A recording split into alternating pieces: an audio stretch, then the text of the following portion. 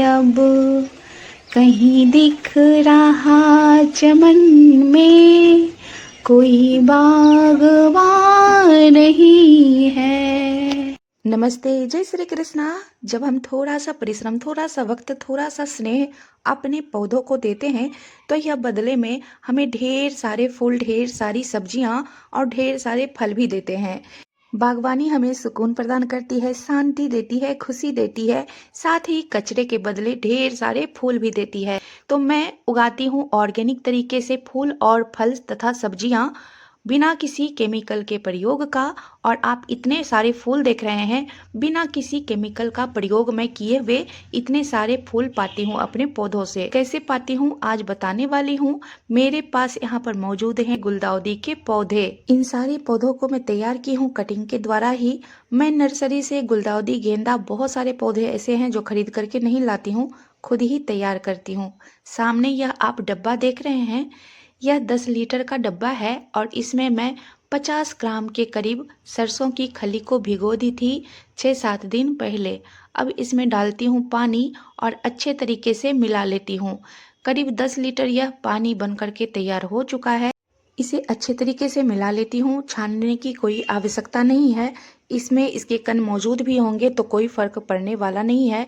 गर्मियों के दिनों में सरसों के घोल को नहीं देना चाहिए पौधों के रूट्स में। सरसों खली के बने हुए इस फर्टिलाइजर का प्रयोग सर्दियों के दिनों में ही करना चाहिए, क्योंकि सरसों की तासीर गर्म होती है, पौधों को गर्माहट और पोषक तत्व प्रदान करते हैं। लेती हूँ एक बर्तन में गोबर की खाद, साथ ही 2 से 3 चम्मच के करीब सीवीड के ग्रेनुअल्स।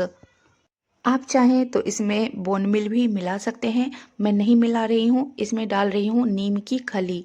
सभी को अच्छे तरीके से ऊपर नीचे करते हुए मैं मिला लेती हूँ।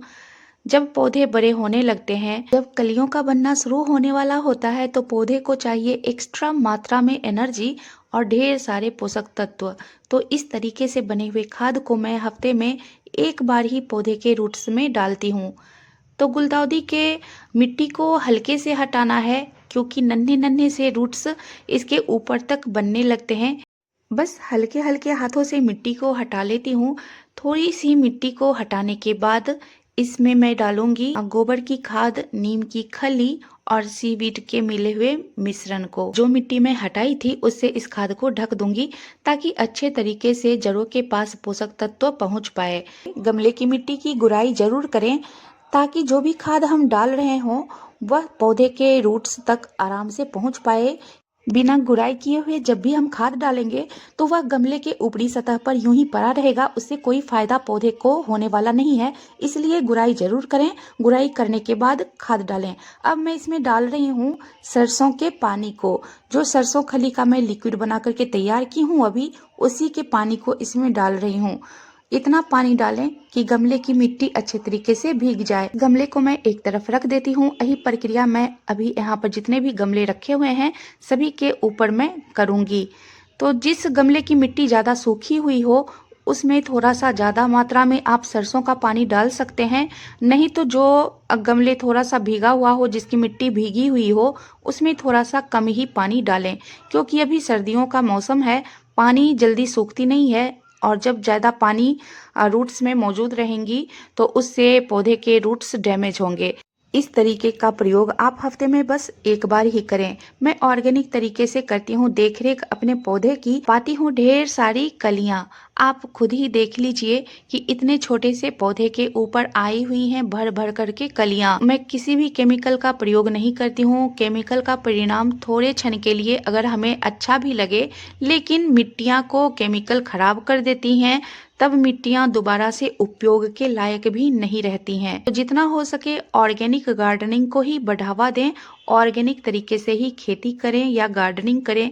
ऑर्गेनिक तरीके से गार्डनिंग करने का कोई दुष्परिणाम हमें नहीं मिलता है, बस फायदे ही फायदे हैं। हाँ, थोड़ी सी मात्रा कम हमें मिल सकती है सब्जियों की, फूलों की, लेकिन चलेगा, क्योंकि केमिकल फ्री है। मैं आपको दिखा रही हूँ कचरे के ऊपर कितने बढ़िया तरीके से ये धनिया की पत्ती आई हुई है, भर भर करके धनिया की पत्ती आई हुई है। मैं आपको हमेशा अपडेट देते रहती हूँ इस धनिया की पत्ती का, कि किस तरीके से मैं लगाई थी और किस तरीके से मुझे इसके परिणाम मिल रहे हैं।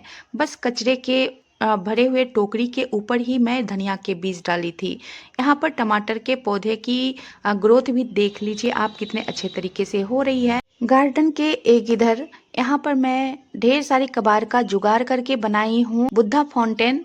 मेरे गार्डन में प्रायः जितने भी पौधे हैं बस कटिंग के द्वारा या बीज के द्वारा ही लगाए गए हैं। मैं जल्दी नर्सरी से प्लांट नहीं लाती हूँ। तो यहाँ पर भी ट्रे गार्डन है और जितने भी आपको कोलियस के प्लांट नज़र आ रहे हैं सभी मैं कटिंग से ही लगाई हूँ। सेम की फली को बीज से उगाई हूँ। बीज पिछले साल का था और भर भर के सेम की फली आई हुई है। गेंदा के फूल भी लदे हुए हैं, साथ ही यहाँ पर सेलोसिया है, पपीता का एक पौधा है। मैं पालक की हार्वेस्टिंग कर ली थी तो फिर से मैं पालक के बीज डाल दी हूँ इन प्लांटर्स में। मेरे गार्डन में एक ये प्लांटर है जिसमें कि छोटी सी हल्दी मैं लगा दी थी। अब देखिए इसका प्लांट गिर चुका है नीचे की तरफ, साथ ही खड़ा नहीं हो पा रहा था। तो मैं समझ गई कि हार्वेस्टिंग का टाइम शायद आ चुका है। निकाल करके देखती हूँ कि क्या स्थिति अंदर इसके हो रही है। अब तो पौधे गिर चुके हैं, टूट चुके हैं एक तरह से, क्योंकि ये अपने स्थान पर खड़े नहीं हो पा रहे हैं। तो मैं इसे निकाल ही देती हूँ। पहले इस पौधे को कट करती हूँ, फिर थोड़े थोड़े मिट्टी को हटाते हुए गमले को धीरे धीरे पटकते हुए मैं इस मिट्टी को निकाल लेती हूँ, क्योंकि रूट बॉन्ड बहुत ही ज़्यादा मात्रा में हो चुका था। मैं हल्दी के पौधे को पहली बार अपने गार्डन में लगाई हूँ। इससे पहले मैं कभी भी हल्दी को नहीं लगाई थी। तो थोड़ा सा मन एक्साइटेड हो रहा है कि मैं जल्दी से इसे तोड़ करके देखूँ कि इसके अंदर कितनी सारी हल्दियाँ मौजूद है। वैसे तो मेरे मायके में हल्दी वगैरह बहुत सारी चीज़ों की खेती हुआ ही करती थी, लेकिन मैं खुद से कभी हल्दी के पौधे को नहीं लगाई हूँ। तो देखिए मैं इस मिट्टी को तोड़ करके इसके अंदर जितनी भी हल्दी मौजूद है मैं सबको निकाल लेती हूँ। बहुत अच्छा लगता है जब हमारे मेहनत का थोड़ा सा परिणाम मिल जाए, थोड़ा सा फल मिल जाए। वैसे तो फल और फूल नहीं देने वाले पौधे भी हरियाली तो देते ही हैं। यहाँ पर मैं हल्दी को धो ली हूँ, सिर्फ अभी मिट्टियाँ ही इसके हटे हैं, बाकी इसे अच्छे तरीके से धोना बाकी है। कच्ची हल्दियों के बहुत सारे चीज़ बनते हैं। इसका आप डिटॉक्स वाटर भी बना सकते हैं। हल्दी का पाउडर बनाने के लिए कच्ची हल्दी को उबाल करके सुखाया जाता है, फिर इसके पाउडर बनते हैं। ऑर्गेनिक तरीके से प्राप्त हल्दी का पाउडर बना करके आप इसे उपटन में भी उपयोग कर सकते हैं। तो अगले साल मैं और हल्दी लगाने वाली हूँ। मेरे हाथों से कोलियस का यह पौधा गमला से निकल आया था, यानी कि उखड़ करके मेरे हाथों में आ गया था। मैं पौधा टेढ़ा था तो मैं इसे सीधा करने के लिए लकड़ी लगा रही थी, लेकिन यह क्या, यह तो उखड़ ही गया है। अफसोस तो बहुत हुआ, लेकिन अफसोस करने का वक्त नहीं है। थोड़े से आइडिया लगाती हूँ, एक पौधे से 4-5 पौधे पाती हूँ। पर कचरे से भरे हुए इस प्लांटर में थोड़ी सी मिट्टी डाल देती हूँ और इसके बाद इसमें डालती हूँ पानी, जिससे कि मिट्टी अच्छे तरीके से ऊपर और नीचे बैठ जाए, क्योंकि प्लांटर के नीचे ढेर सारे सूखे पत्ते और कचरे हैं। पानी डाल देती हूँ ताकि मिट्टियाँ बैठ जाए। बहुत सारे प्लांट ऐसे हैं जिसके कि 1 से 2, 2 से 4, 4 से 5 और 10 से सैकड़ों पौधे हम बना सकते हैं। तो कोलियस की कटिंग बहुत ही जल्दी ग्रो होती है, लग करके तैयार हो जाती है। इसके रूट भी अच्छे तरीके से डेवलप हो जाते हैं। बहुत ही आसान है। नीचे की पत्तियाँ और नीचे वाले जितने भी ये छोटे छोटे से ब्रांचेज हैं, इसे मैं कट कर देती हूँ, ऊपर की टिप रहने देती हूँ।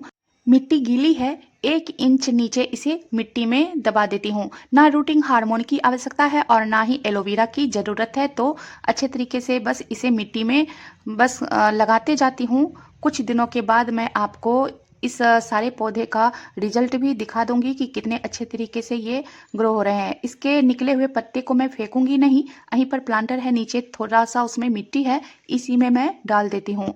तो पत्ते को डायरेक्ट ना डालें, किसी प्लांटर में नीचे मिट्टी डाल करके ही डालें। इन सारी कटिंग्स को लगाए हुए करीब 6 से 7 दिन हो चुके हैं। छोटे छोटे जो ब्रांचेस थे उसको भी मैं लगा दी थी। आपको दिखाती हूँ कि ये सारे कटिंग लग करके तैयार हो चुके हैं। इसके रूट को मैं दिखाती हूँ, आपको नजर आ रहे होंगे इसमें नन्हे से जो रूट हैं जो ऊपर भी निकल करके आए हुए हैं। मैं आपको दिखाती हूँ, आप खुद ही देख लीजिए।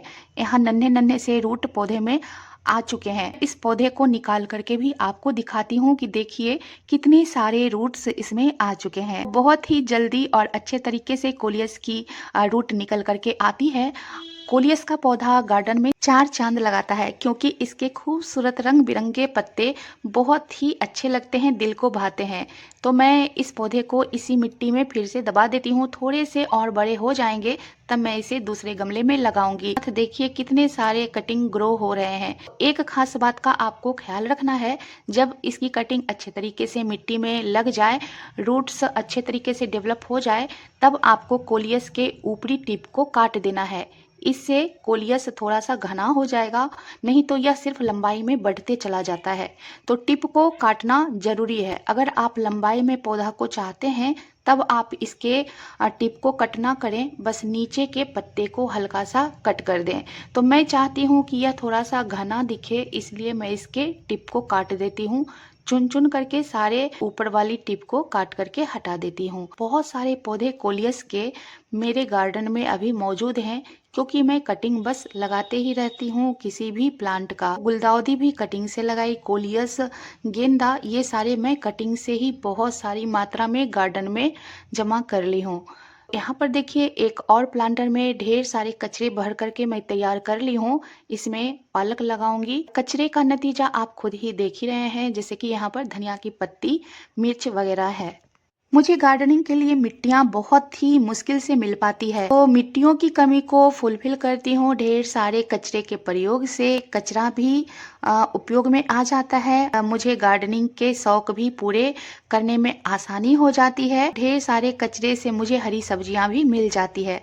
अगर मेरे वीडियो में आपको जरा सा भी कुछ पसंद आया हो तो मेरे वीडियो को लाइक ज़रूर करें, कमेंट करें, सब्सक्राइब भी मेरे चैनल को आप ज़रूर कर दें।